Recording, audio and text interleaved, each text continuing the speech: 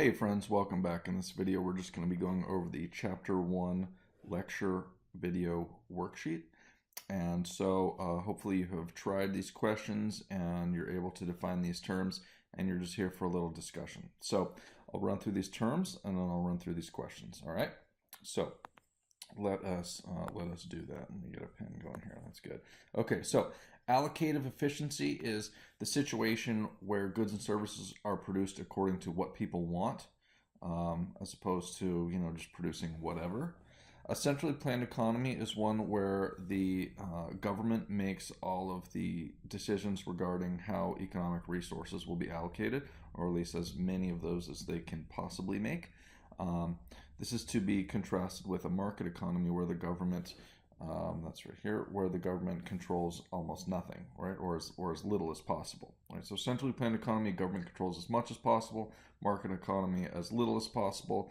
The reality is that today every economy, every society has what's called a mixed economy, where the government chooses some, but not how all of the resources are going to be used. All right. So economics is the study of how we use the resources that we have, or another way they put it is the study of how people make decisions in situations where they're dealing with scarcity. Basically, economics is the study of resource allocation. As a society, we have to figure out what to do with the resources we have, and economics studies that on a macro level, where we're looking at the economy as a whole, and also on a micro level, where we're looking at individuals within the economy and how they can maximize their well-being based on the limited resources that they have. So I think we've covered macro there and micro as well. Macro looks at the whole picture, micro looks at individuals. So in terms of macro and microeconomics, macroeconomics studies the economy as a whole, things like inflation, unemployment, and total productivity.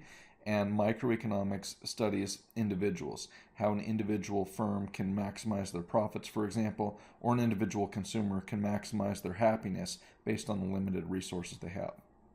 Now, equity is the fair distribution of economic benefits. And so equity, therefore, is pretty subjective, right? I mean, who's to say what fair is? A lot of people have different definitions of that. Now, with regard to equity, a lot of times we see policies that increase equity, or some people's perception of equity, while costing some efficiency. That's a theme that we'll see play out in this class when we look at different government policies. Anyway, so marginal analysis, this is a decision-making framework that we recommend people make and we think people make. Essentially what marginal analysis is it's a process for weighing the additional benefits against the additional costs of a course of action. We think rational people make decisions this way, and they should make decisions this way. Look at the additional benefits and the additional costs that you will experience before undertaking a course of action, and only undertake that course of action if the benefits outweigh the costs. That's rational for you.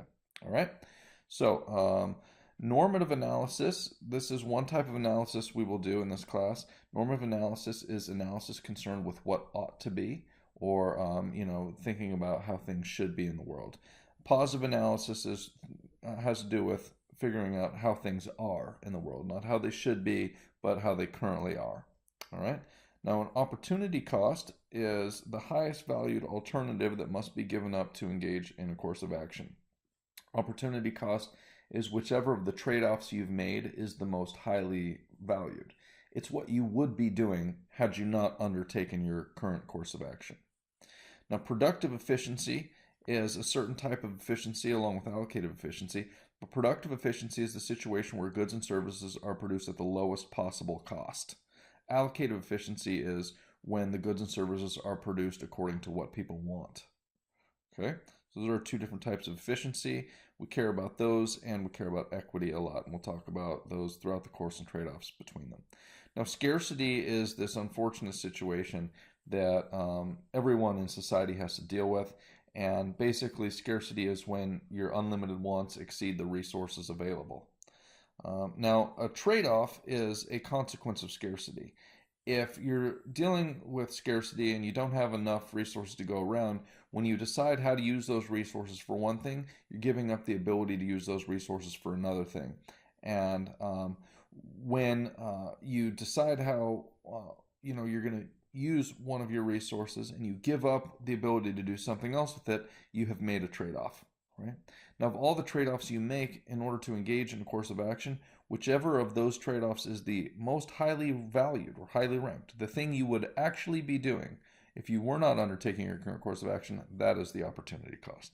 So that's how those things kind of relate to each other. All right, so those are the key terms. Let's go through these questions here, these number of questions. Who has to deal with scarcity, and how does it affect resource allocation decisions? All right, so everyone has to deal with scarcity, even rich people. They decide what to do with their money. They give up the ability to do something else. Even a really rich person who puts their money into the stock market, well, if you put it in the stock market, you're giving up the ability to keep it on hand as cash, which you could spend, right? If you have it in the stock market, first you have to sell the shares of stock, wait for the money to get sent to you, and then you can spend it, right? That's not good. So, rich people, even if they do put their money in the stock market, they have to make a trade-off in that they don't have it available as cash. So everyone has to deal with scarcity, and it affects resource allocation decisions in that it is the motivation for studying resource allocation decisions. You cannot, make decisions about how to use resources, or you wouldn't care about making decisions about resources if you had infinite amount of resources. If you didn't have scarcity, you'd have an infinite amount of resources, and you could, in that case, do whatever you want with them. You don't even need to study resource allocation. All right, so let's have a look at number 2 here. The 3 fundamental ideas are that people are rational in that they try to take into account the information around them and do the best they can with it. People respond to incentives, in particular costs and benefits. And the third fundamental idea is that optimal decisions are made on the margin or using marginal analysis, right? People should be making decisions and do make decisions by weighing the additional costs of a course of action against the additional benefits. And it's only rational to engage in a course of action if the marginal benefits are at least as large as the marginal costs. Okay, let's have a look at number 3. The word marginal means additional. And marginal analysis is analysis that involves weighing the additional benefits against the additional costs of a course of action to see if it makes sense. All right, so marginal just means additional. I think about the marginal cost all the time when I'm trying to figure out if I should buy a whole gallon of milk or a half gallon of milk. I look at the additional cost and think about that additional half gallon of milk and try to figure out if it's worth it. All right, so let's have a look at number 4 here. And this is just an application of marginal analysis. If my business offers a service that costs $50 to produce, but I can only sell it for $40, I should not keep offering it, right? Every time I sell it, I'm losing $10 because it cost me $50 to produce, but I only sell it for $40. So I should definitely quit offering that service, whatever it is, right? On the margin. So number 5 here says, what is the trade-off and how does it relate to the idea of opportunity cost? So trade-off is the idea that because of scarcity, when you use your resources in one particular way, you give up the ability to use those resources in another way, okay? And a lot of times when you make a resource allocation decision, you actually have a lot of trade-offs that you've made. You probably can't do all of those other things at the same time, right? So when you do decide to use your resources towards one particular end, of all of the other options that are available, whichever of those options you are actually giving up. In other words, what you would be doing if you were not undertaking your current course of action, that is your opportunity cost. Essentially, it is the most highly ranked of the trade-offs that you made. All right. Now, number 6 here says, what are the 3 fundamental questions every society must face? Well, every society, because of scarcity, has to figure out what goods and services will be produced, how those goods and services will be produced, and finally, once the goods and services are produced, who gets them? Those are really important, distinctions and fundamental questions that every society has to deal with. And in general, for what goods and services are going to be produced, we want allocative efficiency. We want the goods and services that are produced to match up with what the consumers want. How will the goods and services be produced? We want productive efficiency, right? We want the goods and services to be produced at the lowest possible cost because that means that they have the minimum amount of resources in them, and that ensures that we've conserved the maximum amount of resources to provide for our unlimited wants. So we want productive efficiency to deal with the second fundamental question of how the goods and services are going to be produced. Now, the third fundamental question, once the goods and services are produced, who gets them? For that, we want equity. We want a fair distribution of benefits. Now, fairness is, a subjective thing, but it is nonetheless desirable. People are going to have different definitions about what it means, but we can all agree that fair sounds good, doesn't it? Okay, so those are the three fundamental questions every society must face, and that also answered number 8, which was what are the different types of efficiency and what is equity, right? So let's have a look at number 7. What is the main difference between how different societies have dealt with these questions? Well, the main difference is how much control does the government have over the process. With a centrally planned economy, the government tries to control as much as possible. With a market economy, the government controls as little as possible. The reality is that today every economy is a mixed economy where the government has some role and markets have some role. The big difference is how much role does the government have.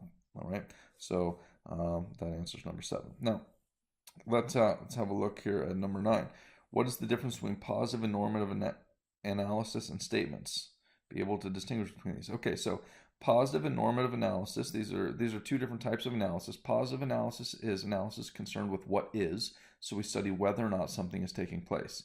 Normative analysis is analysis concerned with what should be or what ought to be, so we're looking at how the world should be, right? And that's way more subjective, much harder to do. In economics, mostly we just do positive analysis, but we talk about normative analysis too because it's fun. So anyway, be able to distinguish between these. Look for the word should or notions about ideas about some injustice or the way the world ought to be. If you have those types of things, you're dealing with normative.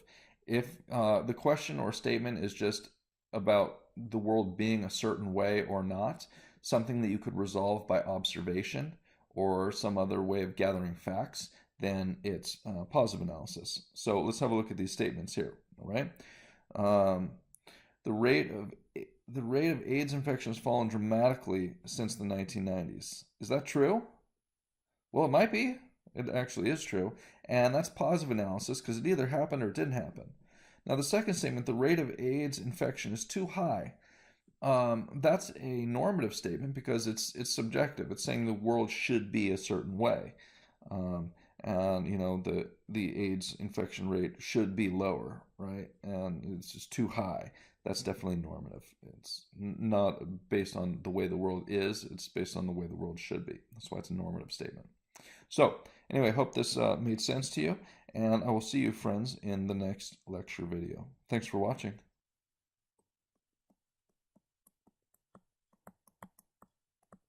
A Kearns production. All rights reserved.